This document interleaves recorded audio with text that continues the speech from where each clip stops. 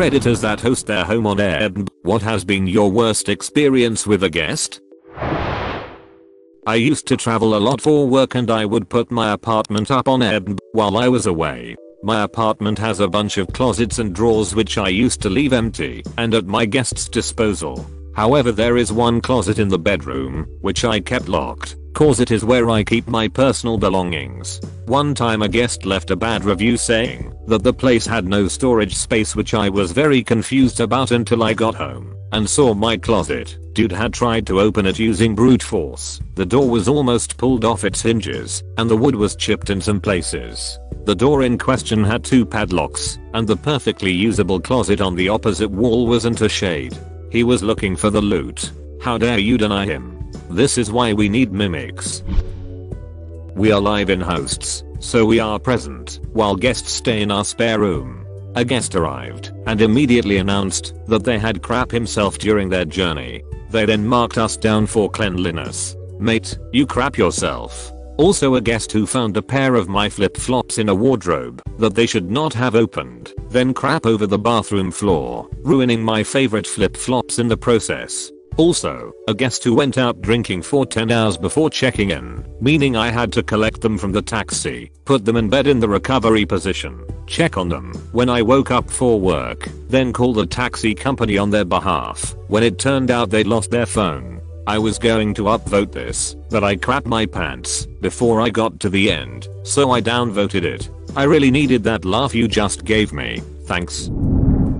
A friend of mine rented to a girl who was convinced that there were cameras hidden all around the unit. She dismantled the lighting fixtures, picture frames, medicine cabinets, remote controls, etc. On a side note, my sister and her fiance stayed in an Airbnb that really was full of cameras. They found out because owner texted them almost immediately after they exited the seemingly private indoor hot tub and not yet returned delayed before they even changed out of swimwear, which they luckily chose to wear. She was obviously immediately horrified because they were clearly watching them. Airbnb apologized profusely and gave their money back, along with providing a free hotel their last couple days of the trip, but still, I have a story along these lines, though not Airbnb. This happened about 35 years ago. I had a friend who was a member of a church. He and his GF got a place to live, a converted shed that was offered to them by one of the ladies that went to their church,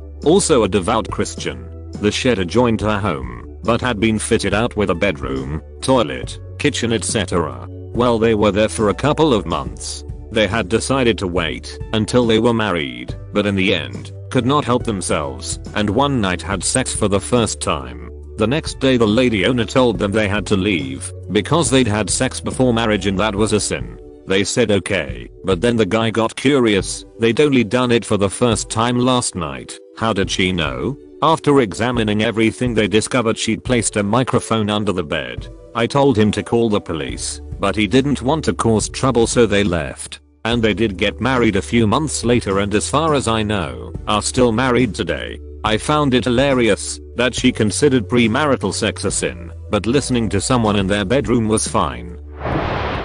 A guy I work with told this story, how he hired a maid through a referral from his friend. She was great apparently and asked to stay there a couple times when he was gone. After he agreed to let her stay a few weeks, when it wasn't being rented however, she ghosted him. He ended up calling the cops and they checked up on her.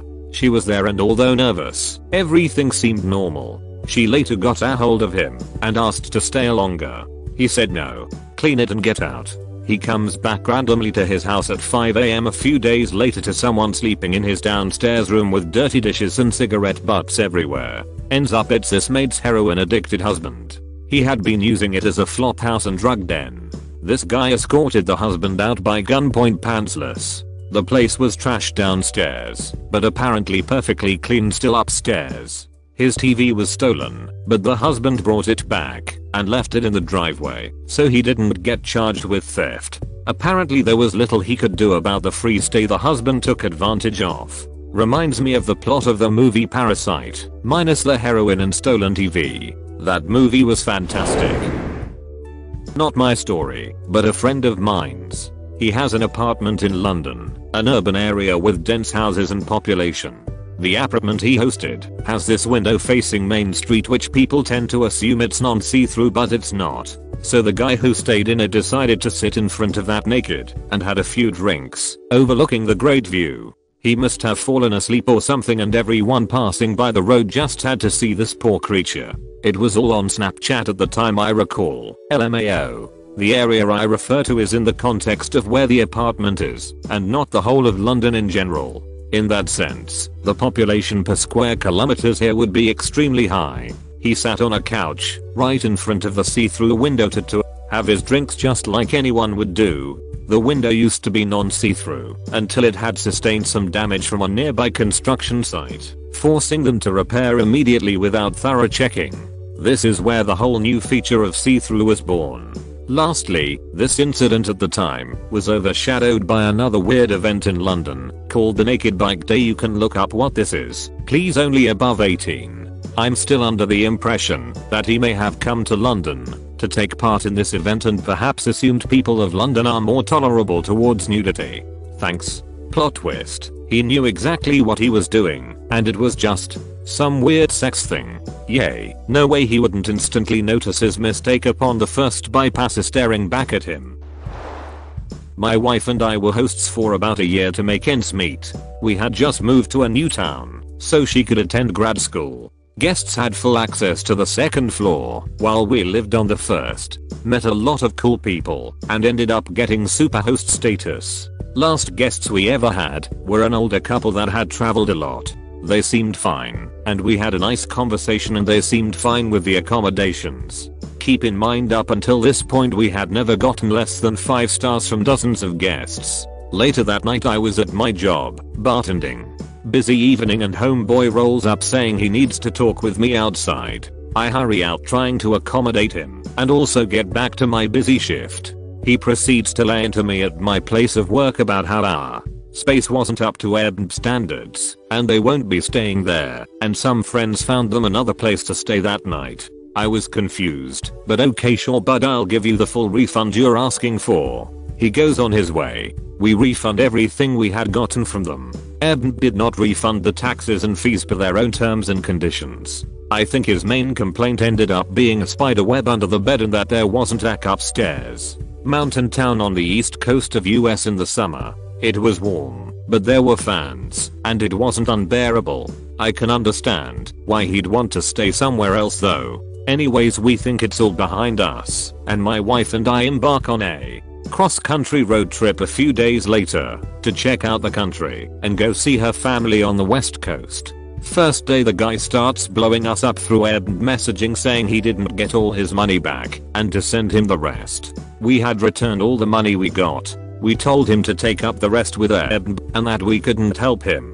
He was flipping out saying we were bad at business and there were other avenues to get him his money back like Venmo and some other crazy stuff, to the point we had to contact Airbnb to take care of it so he would stop contacting us. He basically wanted us to pay him for taking away our opportunity to make some money off other guests that weekend, and for him to insult us and our home. It was a crazy stressful situation at the beginning of a long trip and influenced us to find a room instead of continuing with Airbnb hosting. We also had a dude and his girlfriend who were probably in their late 40s get absolutely hammered, come back around midnight, and she was throwing up in the yard while he laid on our living room floor with our dog talking junk about his girlfriend and asking us for weed. They were alright, but left about 40 empty cans up in the room for me to clean up. So your dog was talking junk about that guy's girlfriend and then asking you for weed? One hell of a dog you got. That was before the dog crap itself too. I hosted for a few years as a superhost, and frankly I had lovely guests, very cool, intelligent, well-traveled, interesting people from all over the world. They were all pretty tidy to and considerate. The only annoying thing was people who talked way too much. Normally, people would exchange pleasantries and we chit-chat for a bit, which is totally fine and welcome. But every once in a while, I'd get a guest who talked non-stop from the time they got in until they went to bed. The rental suite was fantastic, like its own separate apartment fully stocked with everything I would want if I were a guest. And yet, there were a few people who had to hang out on my floor and talk. When I got an overtalker, sometimes I would hide when I heard them coming, so they'd go ahead to their floor. BC, I just could not stand someone talking at me from 7 PM until 11 PM. On behalf of super extroverts everywhere, sorry. Talking to a captive audience is like crack to us. On behalf of extroverts who try to be self-aware, no. A bit late to the party, but I have two. One dude stole my trimmer. This other guy took the cake though. When I took him the second key to the apartment that his mother needed, he opened the door slightly ajar and only extended his hand, palm facing up, to receive the key. Didn't want to shake my hand. Sent me messages complaining to me that drawers in the bathroom were full of personal stuff. One was full of items that we purposefully leave for guests to use, including new pads, soaps, toothbrushes. He was annoyed by this and said, I'll just move this to one of the bedside tables in the master bedroom, shall I? Which is also full anyway. There, we leave blocks and pens for guests to use, as well as reading material like The Economist or Guides to the City. This also annoyed him. He also complained about food that we leave for guests to partake of and be welcomed by. Upon leaving, guy leaves a massive scathing review including hot takes like the linens and pots being worn out and needing replacement. They are not and they don't. They are also top of the line. Says the apartment was dirty upon entering. It wasn't. It was thoroughly cleaned before his arrival, as it is before every guest's arrival. He concludes by complaining the taxi ripped him off. I'm guessing the insinuation is that I was in cahoots with the taxi company? I don't know. His mother was nice though. I often wonder how parents who give birth to freaking idiots feel about said freaking idiots. I totally don't get this. Do they get a discount for complaining to Airbnb or something? Even Karens usually have a motive. Yes they do. Airbnb likely gave them some sort of % off discount for their next stay somewhere.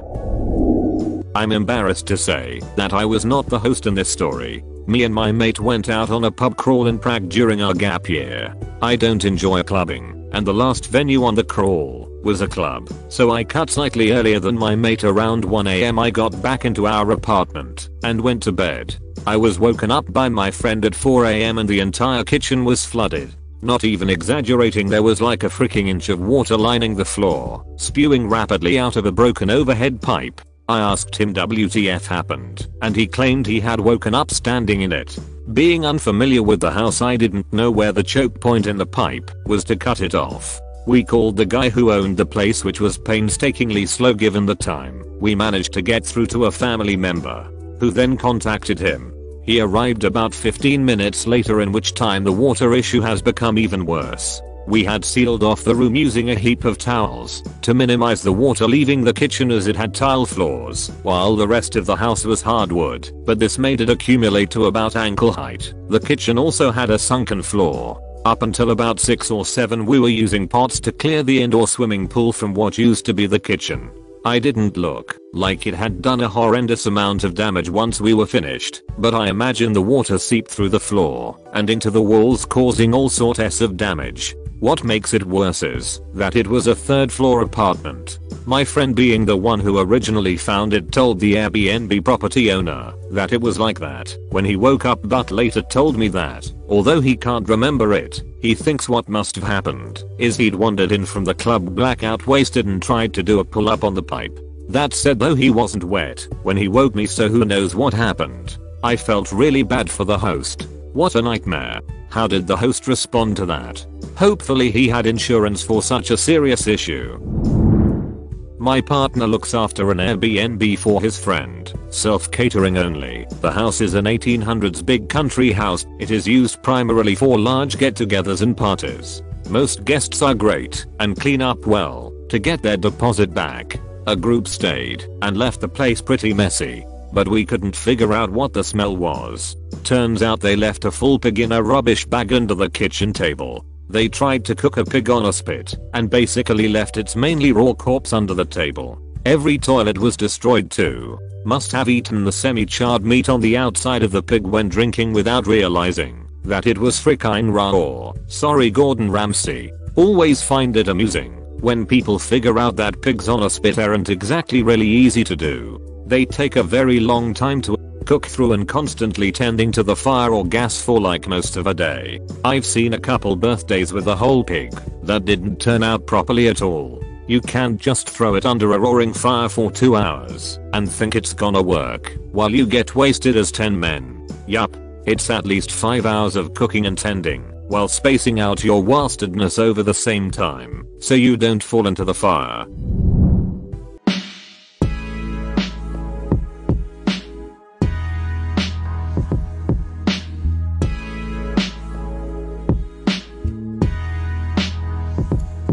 Before reading this comment, I'd like to explain that it's probably NSFW or appropriate to read if you are sensitive. This is just an honest response to the question posted. I used to own several hostels in Mexico. During the low season we would create pages for our private rooms. American art student moves in. Nobody ever sees her. She often appears around 1 AM to eat noodles and watch SpongeBob with night porter. Fast forward 5 months, and she decides to live at the hostel. The city is doing really bad visitor numbers due to the cartel cutting a bunch of heads off and leaving them in the city center freeway. So I get a call one day. The manager of the hostel explains the guest won't move room. We were redecorating and had mentioned previously we would be asking to temporarily move room. No objections from her. Happy vibes. This turns into a 2-day thing. Manager calls me. She explains the guest won't move to another room. I explain the decorators need to work around it till she moves room.